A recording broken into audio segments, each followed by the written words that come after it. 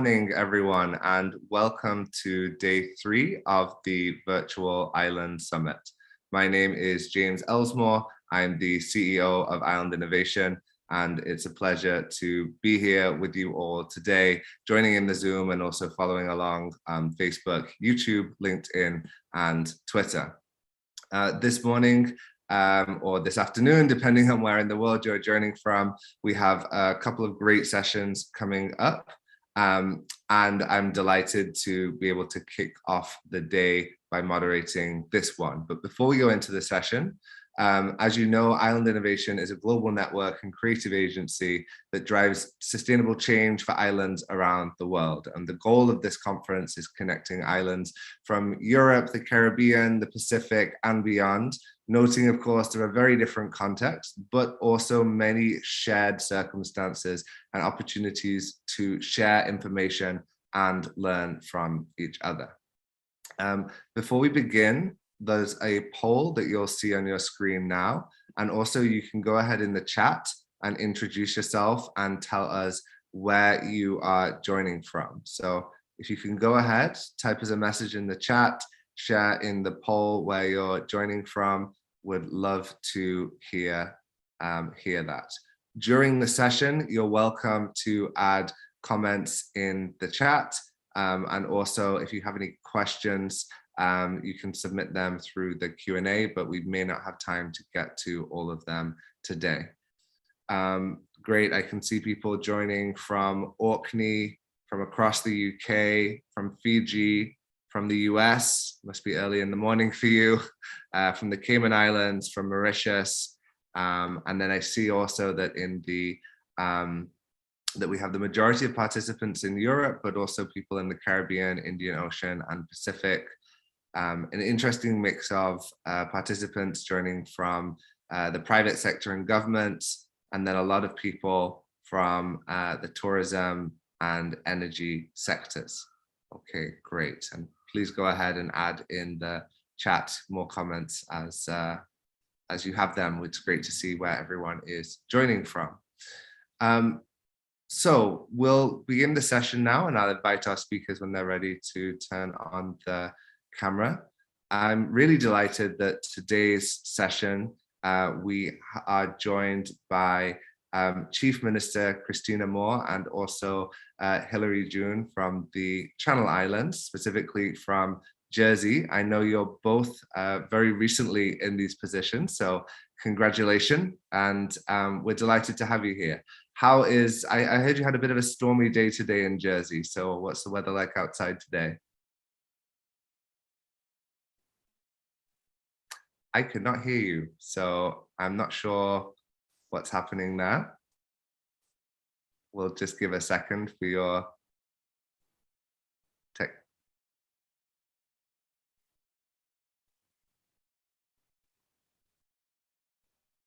No, okay. Well, we'll be, there we go. I can hear you now. Let's go. Must be the weather. So, well, good morning. It is a bit grey outside. We have had a stormy week, but you know, it's actually been quite wonderful cycling into work in the mornings, hearing the waves crashing on the shore, and I would say people pay good money for that sort of relaxation. So we're all fine. It's a matter of having the right equipment, isn't it? Rather than worrying so much about the weather conditions. Absolutely. And for those who may be less familiar with Jersey, maybe we can just start with some context. I can see we have quite a few people from the Channel Islands, from the Isle of Man, who may be more familiar with what is the relationship between Jersey and the UK and Europe, and what is the role of a chief minister. So maybe we can start with that.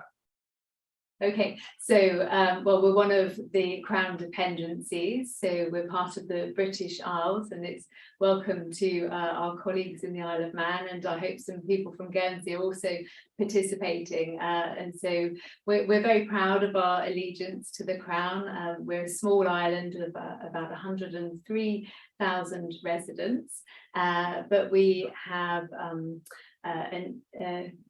semi-independent government in terms of we define our own legislation. We have a parliament here in Jersey, and obviously I lead the government as the chief minister. I have a minority government, which is something that is in statute, that we can only have 21 members of the government. The assembly is made up of 49 members that represent the public. So that's one of the interesting peculiarities of our democratic system. And yes, we were elected into office on the 12th of July. So we're currently running through our 100-day plan and really pleased with the progress that we're making in turning around a new system. And how were your first 100 days as chief minister? Then I guess in this interview we'll be talking mostly about plans, given that you're relatively new, but how have the first 100 days been? Well, so far it has been really quite an exciting period of time. We've already brought a mini budget to our assembly, which was unanimously supported last week, and that, of course, I'm sure others on this call will be thinking about how they're going to meet the demands of rising inflation and help their islanders to deal with that. And I guess that is where you start thinking about sustainable well-being, which is a fundamental cornerstone of our public finances law now, and part of our budgetary process as we plan for that, which is our next step as government. We have to lodge our government plan and budget for the next year, and that will be done next week. And that brings us nicely on to my first question, actually, because Jersey has been known for the Jersey Performance Framework as a way of actually measuring well-being and measuring sustainability. And I think this is going to be something very interesting to policymakers on other islands. It's quite a pioneering step that Jersey took to initiate this. And so this idea of measuring well-being, I think, aligns very much with how we approach sustainable development, because often people think of sustainable development as environment, but actually we're looking at the environment, society, and economy, and how all of those things look and fit together. So how does this framework work, and how has Jersey been measuring sustainability and well-being? Well, there are a number of measures in the performance framework, and it's something that's available for all to see on our website. And so we feel that it's very important to track our performance and how different decisions affect different outcomes for different groups of people. That helps us to refine and prioritize, but also to see what progress is being made. So if something isn't working, then of course we can tweak it and change it, so we're best affecting the outcomes that we want to see in our community and also that we need to deliver. So for example, we'll be announcing our common strategic priorities next week, and that's very much focused on a sustainable community, a community that thrives, and one whereby we see greater access to open space, for example, and the well-being benefits that will bring to particularly children. I think, James, as well, I think what I like about the performance framework as well is that it's actually also a community framework. So we try to encourage others as well within our community to input the data as well. So it tries to not be like a top-down framework, but it actually is, to encourage that others, such as businesses and charities and civil society and individuals as well, to help us collect that kind of data and indicators, because we've got, you have the quantitative data, but you also have the qualitative, like how do people feel, and how is it affecting, how the policy is affecting the way people are able to, build a sustainable lifestyle and have that future view, both from the economic, social and environmental. So I think that's a really important part of that framework, and it's been taken, the framework's been taken from a number of areas. including, you know, the Sustainable Development Goal indicators as well. Of course, there is when you dive down into under the goals, there are these indicators that has been encouraged for governments to monitor, but also there's the OECD Better Life Index, and that is something that I know the Chief Minister thinks is really important, that Jersey, that we try to aim to put ourselves further up that index. In the last few years, we've fallen down that index, and I know that the Chief Minister and the government really wants to aim to make ourselves go up that index. So that is something, I think the plan, any government plan, I think underlines that. And I think winding back a little bit to 2019, all this comes from the fact that within the Public Finance Manual, there is a clause about sustainable well-being. So that underpins all kind of decisions, has that kind of looking at not only current the current situation when developing a government plan, but also looking at for future generations. And I really think that has helped, you know, kind of set the discussions that the Chief Minister has been leading the last few months in this new government, to kind of set that kind of goals of ensuring that we do try to climb up that Better Life Index, and we do try to also you know, achieve the Sustainable Development Goals as we see is important for Jersey. I think that's really interesting, because the Sustainable Development Goals are obviously very broad and cover many things, but then also you've taken a number of other indexes and applied them in the local context. So using these international frameworks, but then applying that to what makes sense in the context of Jersey. And I know that it's 2-3 years old, the framework. Is that right? So you'll hopefully over the long term be able to see and track those changes and actually apply them. Are there any, and just again, for people who may be less familiar with the context of Jersey, what would you say are within this framework some of the key challenges or areas that you're looking to tackle within environment, sustainability, and climate? Or maybe some of the key opportunities that you see in those sectors? Well, the circular economy, I think, is a very important thing. As a small island jurisdiction, it's really important that we are very aware and on minimising our footprint in the world, and also minimising the need for importation. And so, for example, the previous assembly took a decision not to extend our quarry, and we've actually seen local businesses rise to the challenge in terms of delivering aggregates for building and construction by introducing a plant that washes and grades rubble from building sites and turns it into gravel, sand and aggregates for use in new building and development. And I think that's a really good example of exactly how that circular economy functions and delivers change as well. Do you want to Yes, no, get some other examples? Thank you, Chief Minister.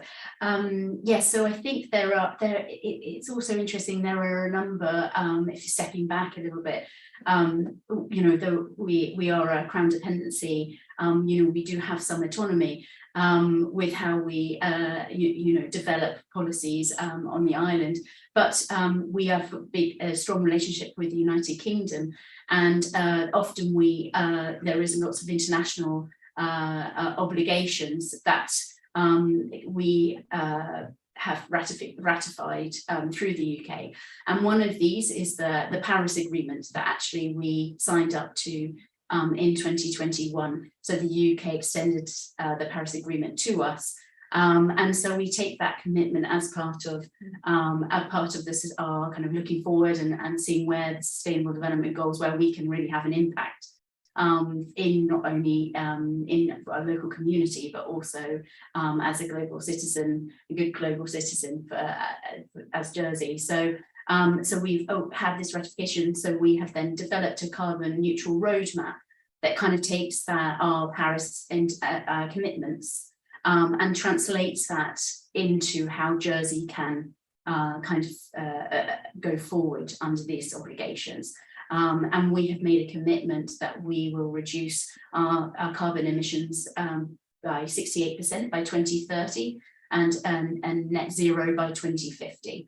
And we take those commitments seriously. We know it's going to be hard work, and that's something that we as a government and the Chief Minister constantly has at the back of our mind when we're developing plans going forward. But we do have this roadmap that was agreed in the last government and the last State Assembly before this new term, and so we're now trying to implement different areas and different kind of policies, regulation, and also subsidies to support that kind of lifestyle change, not only for the circular economy, which absolutely Chief Minister says it's very important as kind of a scope 3 emissions, but also how to try to reduce our direct carbon emissions, and how we see that working into the future, and hopefully part of a bigger discussion that we are thinking globally. And we would also really welcome other small island nations into that discussions, because of course, as small island nations, we have different impact at a global level with those kind of decarbonising our economy, but we still have the same challenges, or we still have the same potentially technology or innovation that we could use within our small island nation. So that's something we're really keen to expand on, those kind of discussions with other small island nations.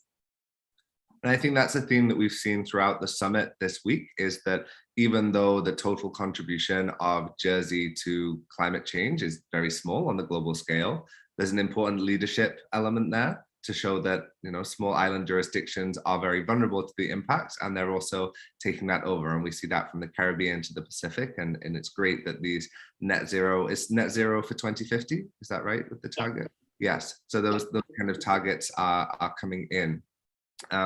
And also that the Paris Agreement has been extended to Jersey. Again, often territories or jurisdictions that are not UN members, it's a grey area where the Paris Agreement has been applied or hasn't. And so for that legal framework to be brought in is really important. Obviously, we're in the run-up to COP27 now in Egypt.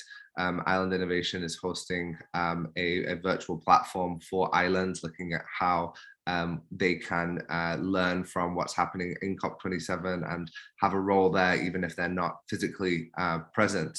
Within the case of Jersey, what are the main carbon emitters? So I think you mentioned transport. Obviously, the energy sector is huge, because I'm sure that although there are some big challenges to reaching net zero with those, looking at the challenges we have with energy right now, that moving to a more diversified energy matrix is also going to be beneficial beyond just carbon mitigation. I don't know if you have anything else to add on those points, Minister.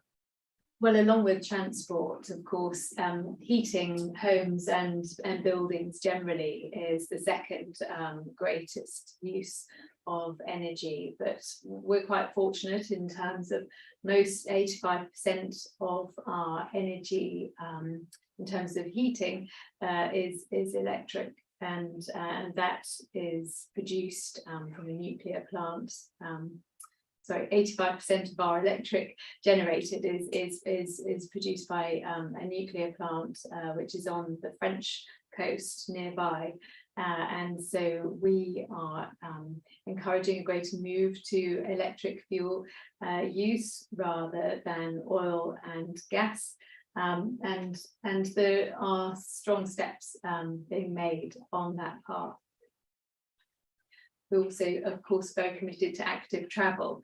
I mentioned my bicycle into work this morning, and it's really fantastic to see people really taking up that challenge and changing their behaviours and their way of moving around the island. And of course, it's a small place, and we have that geographic practicality. It's much simpler to affect change. So that's really good to see. Yes, and I think from also from an energy perspective, I think we always try to keep in our mind that we need to ensure kind of three areas really: that affordability, So any of our Paris obligations and our carbon neutral roadmap is very much around just transition. So that's really important that we've made that commitment. So affordability is really important, and as you said, James, in the current climate globally, the energy fluctuations and we're seeing in the price rises, this is really important that we take this commitment for affordability strongly. And the other one is sustainability. So as the Chief Minister says, we're lucky in the sense that a lot of our electricity at the moment comes from France, and this comes from green sources. But we could do more, and this comes to the third point, which is kind of resilience and kind of security. So there is also big discussions, and I'm sure other small island jurisdictions also have these discussions as well about resilience and security, and if there's a possibility of kind of how much can we create our own energy and ensure again that still is affordable and sustainable, that goes along with our Paris obligations. So of course it's all a fine balance, and it's something that we are constantly grappling as a government. And one last thing on this topic, because I think we didn't really mention electric vehicles, and I'm curious to know the local context or what initiatives you have towards electric vehicles. Jersey is a relatively flat place, a relatively small place, so a lot of the disadvantages of electric vehicles, I would presume, are less apparent. What does the strategy for EV look like? So we're seeing much greater a slow change to EVs. I think there is a clear group of people who find the benefit of using them, but of course that needs to change over time, and so we are introducing an increased vehicle emissions duty that helps to tweak people at that point of decision making when they make their choices about the kind of car that they use. But and we also have a great car share scheme which is up and running and growing as well. So particularly in the town district where a third of our community lives, there's increasing use of car share rather than car ownership, which is also good to see. But it's certainly an area where I think we need to see some greater initiatives to hasten the change. But also, as I mentioned earlier, active travel is the other alternative. And the island's 9 miles by 5, and we do have quite a lot of hills and valleys to tackle, but it is still relatively easy, and we have a fantastic network of green lanes as well, which are lanes where we have 15-mile-an-hour speed limit, and the hundreds of miles of these that really connect the island up, and they're a real joy to use and travel along. Okay, so a great place for biking. I'll keep that in mind. So Jersey also has an interest in international development. As with this relationship with the UK that we already discussed, Jersey is not a UN member, but nevertheless is still very much engaged in these international agreements like the Paris Agreement, and also in international development aid, which I think is quite unusual. So I guess the first question is, why does Jersey engage with international development and not just leave it to the UK to do on their behalf? What does it look like, and what kind of projects do you have that would be interesting for our audience? Well, we see our role in the international global community as a very important part of what we do. So we are an international centre, and so for the past 10 years, I think now, we've had a very strong external relations team because we see our commitment not only to delivering a sustainable lifestyle in the island, but also our commitment to being a good global citizen is a really important part of what we do. And so we go out and actively engage in that way. We also have an international development department, and our Minister for International Development is highly committed to ensuring that we fulfill a commitment to a percentage of GDP spend on overseas development projects. And we have some great projects that we've been working on, taking Jersey cows out to Rwanda and helping to turn around families there and help them to provide a secure food source through the use of Jersey cows is one example that always comes to mind. And we're all very fond of our Jersey cattle, and so it's a project that we're all, as Islanders, very proud of. Fantastic. I think it's really a great approach that Jersey is taking. I also saw in my research the connection with Madagascar, and some people may be familiar with the Dura Wildlife Conservation Trust and some of the work that they do. I believe that the government supports some initiatives through the international development with the Dura Trust. Well, Dura is based in the island and a very active player, of course, in the international community, saving animals from extinction. So yes, they are doing great things in all corners of the world. I think particularly at the moment they're very focused on Asia and the area around Assam, which is very exciting. Good to see. And I think with Jersey Overseas Aid, one of our strands is on conservation livelihoods, and this then we can then work with partnership with Dura in places like Madagascar to be able to support their projects. And it's a very interesting mix between being able to support from the conservation perspective, so really looking at the animals and the endangered species, but also working with the local communities to ensure that they also have sustainable livelihoods. Because that's extremely important that you have, again, look at, like the Sustainable Development Goals, you must look in the whole of economy, social and environments. And when you look at it, as a whole, that's things become much more sustainable and long lasting. So it's really important when the different strands of our aid programs, that we look at those three kind of strands of the Sustainable Development Goals and make sure that those each of those areas are looked at and supported, so that that there is a future and they can be sustainable. Exactly, and really taking the same approach that you're taking at home of linking in environment, society, and economy. For that's what sustainable development really is, taking all those three into account.